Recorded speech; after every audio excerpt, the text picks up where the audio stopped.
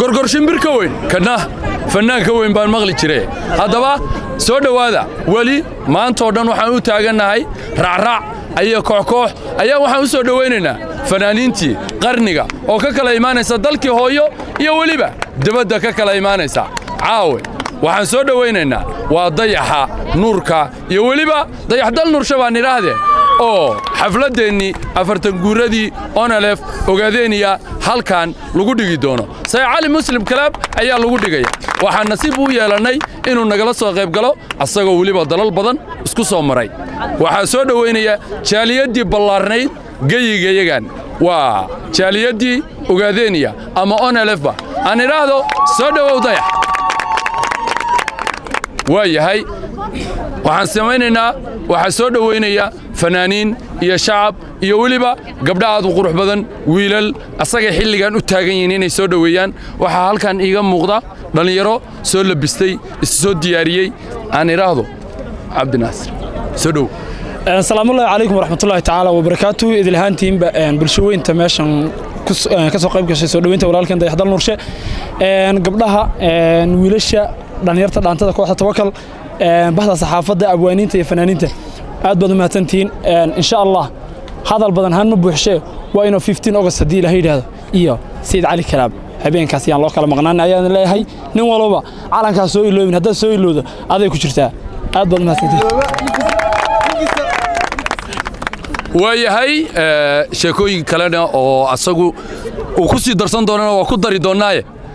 fanaanka waxaan samaynayaa dhowr qof oo hadasha ayaa ku soo dhaweynaya fanaanadii abwaanadii qarniga cod iyo miro abwaanka u ahayd ayaa halkan ayana nala joogta waa gareeto fartu dayax markii la soo dhaweynay dabcan anigu waa iska joogaa meel ma jiri because waa abtigay waxaan kaloo ku faraxsanahay inuu aan ka wada qayb galayna aniga asaga xafladda ogaadeeniya waa taariikh 15 bisha Israeli Muslim Club calanka ha iska soo ilooyin waa saan kuugu sheegnay aniga laftarkeyga waa soo xiran rabaa waa faantano aniga abtigayga iyo wax ku ma ku ma arkaana adduunyadana wad ku jooga qirana ajnada aniga ehelkeyga iyo wadama anantahay kuwe dhalaya ku dhala haydayga ama arabe dayaxow ninka ahan ku dhaarton dhali isgalin dabala hadla qayru waxaan u dhiman lahaa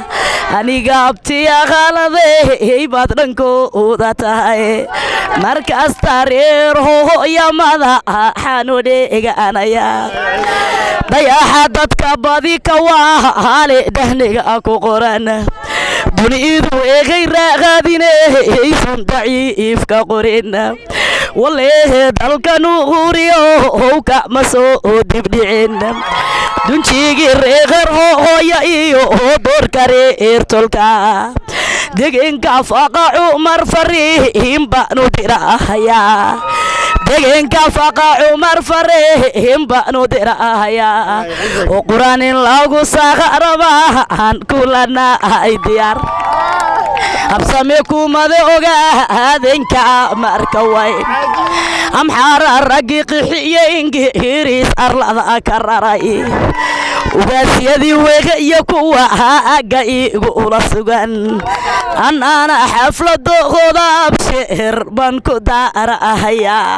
waxaan leeyahay dayax dalka nuuriyo soo dhawow thank you very much maadsanid abwaanadeen show buu leeyahay laftigiisu waa showgii qarniga inaan laga kala marnaan oo habeenka la soo buuxdhaafiyana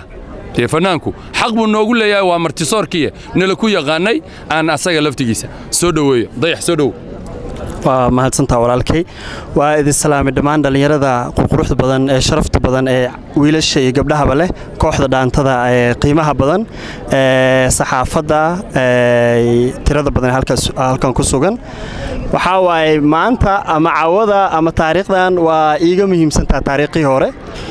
waa iska heesi jiray waa iska socon jiray laakiin marba ogaadeen hadaa u heeso waxaan taaganahay caawa qaran baan noqday faad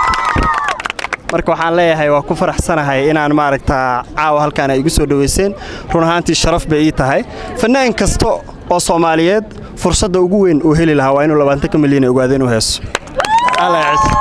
noolaada. Thank you very much. Insha Allah waxa waa 15 haduu Ilaahay yiraahdo waxaan sameyn doonaa habeenka xafladda Said Ali Kalab baa lagu qaban doonaa haduu Ilaahay yiraahdo. Fanaaniin waaweyn oo qiimo badan oo aniga iga sii waaweyn fanaaniin dhalinyaro ah oo walaalahayba halka isugu imaan doono anigana mid kamid ah ahay